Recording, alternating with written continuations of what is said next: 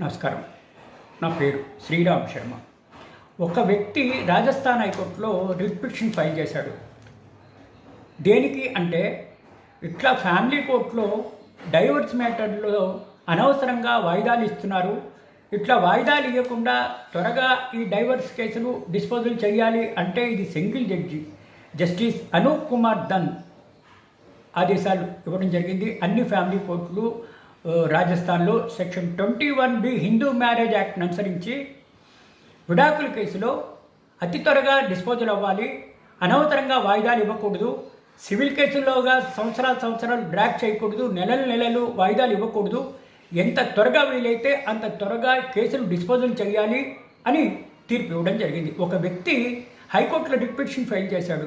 Family కోర్టుల వాళ్ళు ఇట్లా వాయిదాల మీద వాయిదాలు ఇస్తున్నారు, సంవత్సరాలు తిరగవలసి వస్తుంది, కాబట్టి ఇట్లా వాయిదాలు ఇవ్వకుండా ఆదేశాలు ఇవ్వాలి అంటే అతని రిట్కు సమాధానంగా ఈ తీర్పు ఇవ్వడం జరిగింది.